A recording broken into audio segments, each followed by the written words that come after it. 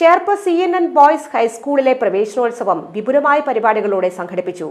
Cherpu panchayat president Sujeesha Kalliyath ഉദ്ഘാടനം ചെയ്തു.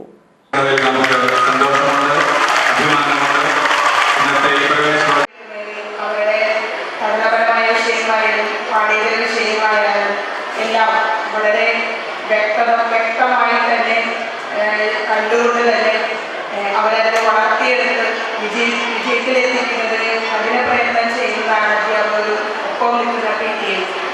വളരെ സന്തോഷമാണ് നമ്മുടെ സ്കൂളുകളിൽ എപ്പോഴും